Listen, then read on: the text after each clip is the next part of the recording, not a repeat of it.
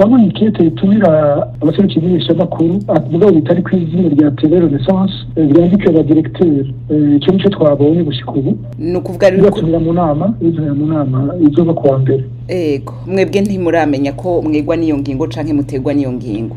Turabimenya ariko twebwe turitegura kurungika abaduserukira baje muri iyo nama kuko icyo twamye dusaba kuva ibyabaye bigishika kwabaye ko twubiho biganiro kugira ibibazo biriho bitorere inyishu. Ibibazo biriho ni byinshi naho woje turi mu nama naho perezida yavuze kuriye hari ibibazo byinshi twifuza ko biva mu nzira kugira tumenye ko dushobora gusubira gukorera mu Burundi. Muvuga ngo muritegurira kurungika aboja kuvugana n'iyo nama, twumve ko araboja bavaho muri mu buhungiro barimo mwebwe murongo iriya radio canke n'izindi ntumwa zindi? Oya nabana basigaye Burundi ko aribo benshi basigaye Burundi bakiri Burundi dushobora kurungikana ibibazo dufise bakaribaza tukaraba ko byotera bigafata inzira yo gutora inyishu. Iradiyo na televiziyo muramutse wa Radio Tele Renaissance iri muzugaye mu 2015 zimaze guturirwa ari nkamwe izo ntumwa muzirungitse zikagenda zikavugana na leta y'u Burundi zikumva ico bashaka namwe mukumvaho mushobora gushika. Ivyuma birahari muritegure guca mutangura gukora. Ibyo byogorana kurusha ibindi twotora imishiko no turakora. Hari ibibuze tugiye gukora nko twari dusanzwe dukora mugabo kibaza ko n'ubuhinde bwo kudifiza bwahindutse gatoya mu Burundi iyo numerization yaje ariko mu bisanzwe cyo ikibazo kinini ahubwo kiri kurajya ibyo mitahe dufise umutekano ubwigenge bwo kumenyesha amakuru mu gihugu ubwigenge bwo gushikiza ibyiyumviro by'ibibazo biri kuri twebwe bimenyeshamakuru byigenga biri no ku barundi bandi abantu bafunzwe batubwire ko bangana bagiye kusaba ibyiyumviro n'ibibazo ko bikeneye ibyisho byatumye ko dushobora gukora cyangwa dushobora gukorera muri kugira ibyo hariya. Ivyo bibazo ni bibazo umuntu abiraba bishobora no gufata akanya no kuvuga yuko rero bitavuye mu nzira Radio Tele Renaissance ko bigenda kose ntiyoshobora gukora kuko n'abamenyeshamakuru banyu batari bake bari mu buhungiro nta benshi musigaranye mu Burundi. Ikibazo cyaho kiri tuko zakire vuba tekinoloji uko isigaye imeze umuntu arashobora gukorera ahariho hose bigashika mu gihugu mu gihe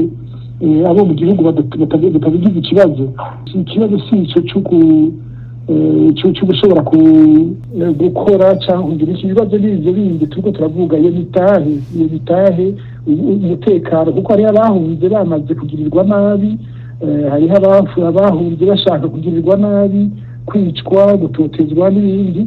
Ibyo bibazo nibyo ahangayishije kurusha ibyo bindi byo kuvuga ibyuma n'ibiki. Ibibazo ntibiri muri logistique biri muri environnement politique ahubwo.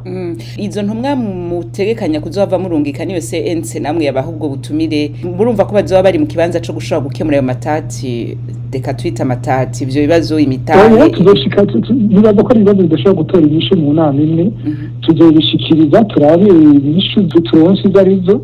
Igihambaye nuko niba bari gushaka kuganira n'abaraga n'ibibazo byose biri mu gihugu harimo na twebwe tubonye harimo gushaka kuganira tuzobiganira tubifatire umwanya ukenewe kugira ngo biteze mu nzira ibintu bisubire mu buryo sibishobora kukuraba bironse inyishu tuma bindiza mu nzira iyo munsi nyine kibibaza ko bariko byogenda.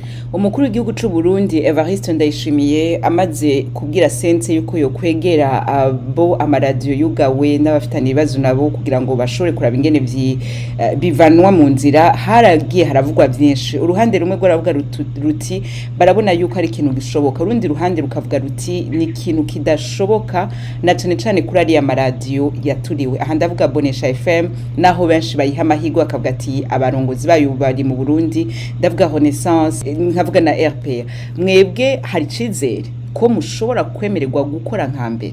Byose biza kuri leta ishatse ko ibibazo biri mu nzira ibibazo biriho biva mu nzira ari kuri twebwe ariko no ku bandi barundi byo mu nzira nta ntaheka ari twebwe n'abandi ari societe civile ari gambiri hanze cyangwa iri mu Burundi ari n'abandi benshi icyo abantu bamwe basaba no kuganira kugira ibibazo bivugwe uko biri bitorerwa inyishu zijanye no kubahiriza iteka ry'umuntu yaba umurundi yaba umunyamahanga yaba umujurnaliste yaba umunyapolitike cyangwa umurundi wese.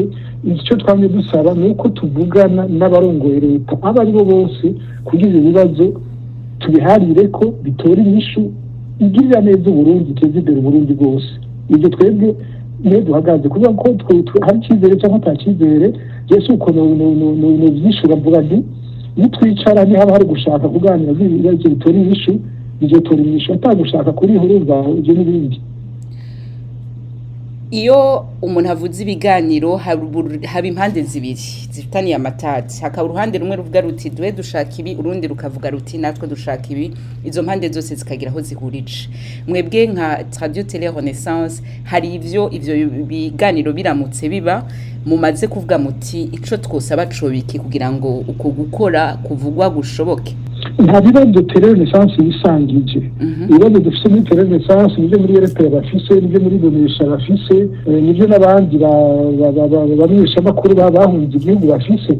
Ibyo bibazo nabyo bijyanye n'umutekano wacu kuko ntitwahunze umuyaga, twahunze urupfu, twahunze gutanga mu mbuto by'akarenganyo. Icyo ni ikibazo cya mbere. Ikibazo cya kabiri ni uburenganzira bwo kumenyesha amakuru atawuguhagaze ku ijosi, kuko uko tubona bimeze uku nta burenganzira buri bwo kumenyesha amakuru mu Burundi. Ni ivyo bibazo dusangiye twese, nta burenganzira buri bwo kumenyesha amakuru bwo gusaba ivyiyumviro bwo kwidegenza umutekano. Nta utabona abantu buzuye mu babohero y'u Burundi canke abapfuye canke abatwekejwe canke umuntu atazi irengero ryabo. Ibyo bibazo byacu tuzisangiye twe muri Renaissance, tubisangiye n'abandi bo mu bimenyeshamakuru byose, mbere n'abarundi bandi benshi. Nicyo twatuvuga tuti ni ngombwa abantu baganire kuri ibyo biganiro kugira ibyo bibazo bitora inyishu, leta ibitorera inyishu kuko niyo ifise ubushobozi bwo kwiga ibibazo biva mu ngiro. Bamwe mu ndongozi z'amaradiyo yaturiwe mu 2015 mw'ijoro rya 13 ricu wa 14 ubutegetsi buhatswe guhirikwa mu gihugu c'u Burundi haturi mu 2015 bakomeje kumvikana bavuga bati biriya bintu vyakozwe n'ubutegetsi bw'u Burundi. Hari iyo dossier igeze, hari gishasha kiravamwo nimba caravuyemo. Hari ico ubutegetsi bw'u Burundi mwibaza buzoshobora mu gushumbusha ivyuma vyanyu vyagiye, naho mwavuze ati ivyuma si kibazo, ivyuma vyari bihari, amazu mwakoramwe yari ahari. Iyo dossier igeze hehe yoyo? Iyo dossier nta hamwe yashitse kuko burya hari ibibazo birengeye ibindi Burundi mu bibazo ugasanga byarenze urugero bya bindi byari ibibazo bwa mbere ugasanga umenya sivyo bihambaye kurusha ibindi.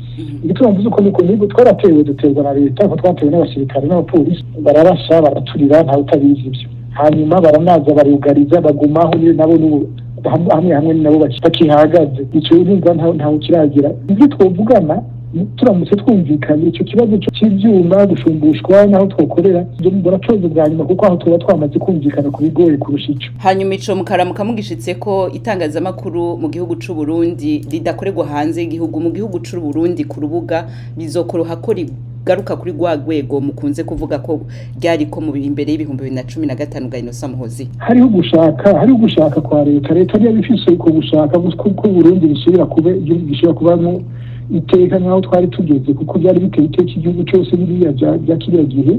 Ntaco tuba bidashoboka, twebwe ibyo dusanzwe ibyo twakora ibyo dusanzwe dukora n'ubu twagumye dukora, naho turi mu ngorane zitagira uko zingana twagumye kuri wa murongo nyene, kubahiriza agateka kazina muntu, kubahiriza amabwirizwa y'umwuga yakanga mutima k'umwuga wo kumenyesha amakuru. Leta ishatse n'ibyinshi byosubira mu buryo biva ku gushaka kwa leta n'ibiva kuri twebwe. Kuko turashaka gutaha iwacu, turashaka kubaho n'umutekano wacu, turashaka kubaho twidegenje nk'abandi barundi bose. Ibyo leta nibyo bihagaze kuri leta. Leta ishatse ko ibintu bigaruka gusubira kumera gutyo, nta nkeka byosubira bikamera gutyo. Innocent Muhozi, murakoze kuri kano kanya muhaye Ijwi ry'Amerika. Twibutse yuko mutwara Radio Télé Renaissance iri mu maradiyo n'amateleviziyo vyaturiwe mu mwaka wa 2015 aho ubutegetsi bwahakwa guhirikwa mu gihugu c'u Burundi. Mwakoze kuduha kano kanya Muhozi. Murakoze cyane.